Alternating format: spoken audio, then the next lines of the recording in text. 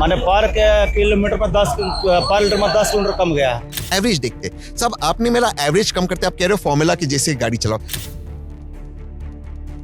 पिछले कुछ महीनों से आपकी गाड़ी का माइलेज अचानक कम हो गया है तो आप अकेले नहीं हैं। पूरे इंडिया में लाखों लोगों को यही कॉम्प्लेन है और इसका कारण सिर्फ एक है, E20। सरकार का मानना है ये एक क्लीन फ्यूल है, एनवायरनमेंट के लिए बेस्ट है। कंपनीज भी बोल रही है कि ये गाड़ी में कोई प्रॉब्लम नहीं है, लेकिन हम लोग के जेब से जो पैसे जा रहे हैं, गाड़ी पहले जैसे चल भी नहीं रहा है। और सबसे बड़ा ट्विस्ट ये है कि जिस फ्यूल को आप ग्रीन बोल के बेच रहे हैं, उसके बनाने के प्रोसेस में एक पूरा शहर अब इंडिया का सबसे पॉल्यूटेड शहर में बदल चुका है। तो सवाल सिंपल है, E20 सच में क्या आपके लिए है या सिर्फ एक टारगेट? 2030 तक पेट्रोल में 20% इथेनॉल मिक्स करने का टारगेट था सरकार का, लेकिन यह टारगेट 5 साल पहले ही हो चुका है। पर्पस बहुत अच्छा है, मगर गाड़ी कंपनीज और आम लोगों को भी एडजस्ट होने का पूरा टाइम नहीं मिला। अगर नंबर पर आते हैं तो 2022 में सिर्फ 10% ब्लेंडिंग था, 2022-23 में 12%, 2023-24 में 14%, 24-25 में 18% पार हो चुका था। मतलब सिर्फ 3 साल में ब्लेंडिंग लगभग डबल हो गया था। इतनी स्पीड से इथेनॉल को ऐड करने का इस कारण की वजह से बहुत लोग को कंफ्यूज फेस करना पड़ रहा है। सरकार का आइडिया बहुत सिंपल था कि तेल का इंपोर्ट कम करना, किसानों की कमाई बढ़ाना। 2026 के जून महीने में 44,000 से भी ज़्यादा गाड़ी मालिकों के पे एक सर्वे हुआ था। पुरानी गाड़ी वालों में 66% लोग बोल रहे हैं कि माइलेज 10% से ज़्यादा कम हुआ है। एक महीने पहले ये सिर्फ 45% था। लोग पूछ रहे हैं, अगर इथेनॉल सच में सस्ता है तो पंप पे दाम क्यों इतना ज़्यादा है? केंद्रीय मंत्री श्री नितिन गडकरी जी ने सीधा चैलेंज दिया है कि एक भी गाड़ी दिखाओ जो E20 की वजह से खराब हुआ है। एक इंटरव्यू में उन्होंने ये भी कहा कि जो सोशल मीडिया पे कैंपेन चल रहा है वो पेड कैंपेन है और सुप्रीम कोर्ट भी E20 के खिलाफ जो पिटीशन फाइल हुआ था वो खारिज कर चुके हैं। और दूसरी तरफ गडकरी जी ने ये भी माना है कि कैलोरीफिक वैल्यू की फ़र्क की वजह से 3 से 5% माइलेज ड्रॉप भी होता है और हाईवे पे ये ज़्यादा महसूस होता है।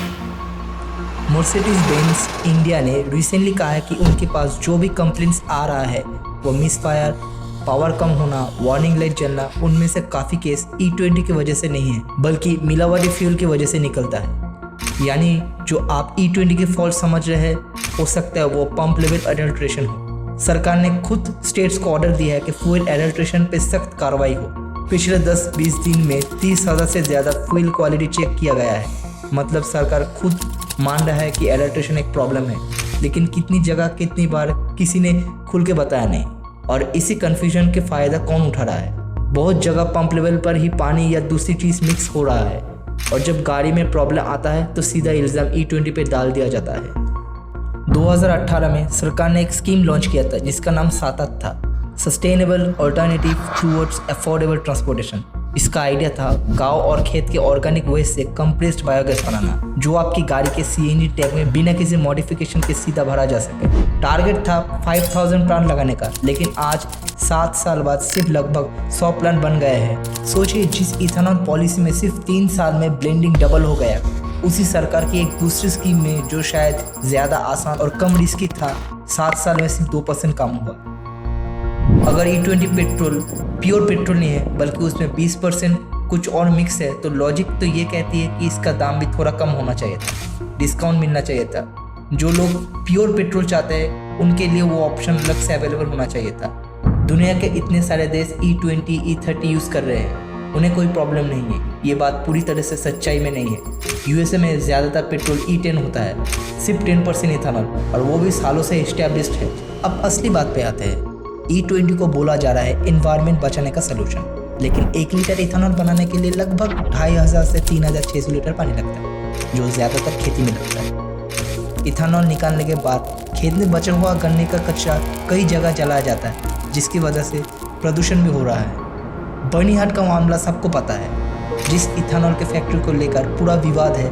लोकल लोग कह रहे हैं कि उसकी वजह से उनके शहर दुनिया का सबसे पॉल्यूटेड शहर में बदल चुका है। ऐसे ही एविडेंस बेस्ड वीडियो चाहिए तो चैनल फॉलो करें, क्योंकि सच से फ़र्क पड़ता है।